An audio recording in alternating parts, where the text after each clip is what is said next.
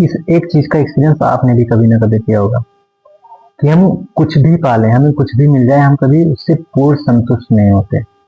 हमें वो और चाहिए होता है, हमें उसकी और मांग रहती है। हमारी इच्छा ही कभी पूरी नहीं होती।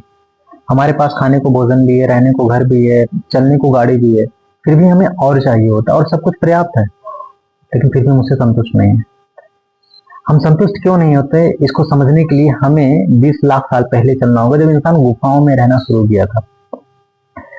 अब आप कल्पना करो कि इंसान सुबह उठा, उसे भूख लगी और गुफा से बाहर निकला, जाके जानवरों का शिकार किया। उसके बाद उसने उसका भोजन किया, उससे उसका पेट भर गया और वो संतुष्ट हो गया और आके फिर गुफा में आराम करने लगा। फिर रात को उसको भूख लगी, गुफा से बाहर निकला। वो निकला था तो शिकार करने के लिए, लेकिन वो खुद जानवर का शिकार हो गया।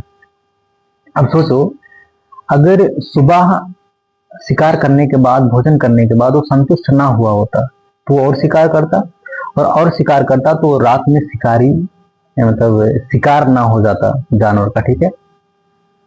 लेकिन वो संतुष्ट हो गया, यही कारण था वो रात में मारा गया।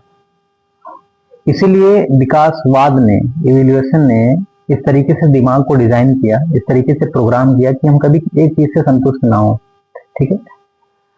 हम और ज्यादा संसाधन जुटाएं जिससे हम भविष्य में अपने आप को सुरक्षित रख सकें, अपने आप को जीवित रख सकें।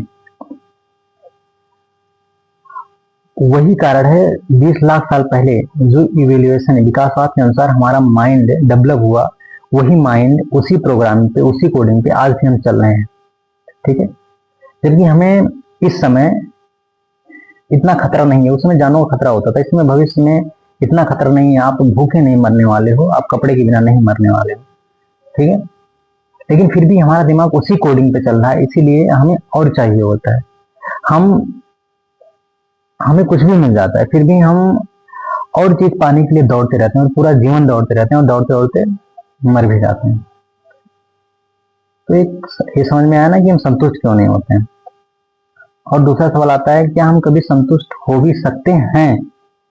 हाँ, संतुष्ट हो सकते हैं, लेकिन इसके लिए वीडियो बहुत बड़ा है। आपको जाना पड़ेगा बायो में, वहां पर एक लिंक है, वहां पर आर्टिकल पढ़ना पड़ेगा और उससे जान जाएंगे कि हम उस तरीके का दिमाग रहते हुए भी, जो हमें कभी संतुष्ट नहीं होने देगा, उसके रहते हुए भी हम अपने आप को पूरे संतुष्ट कैसे कर सकते हैं, ठीक है। हाँ, तो इतना ही, धन्यवाद।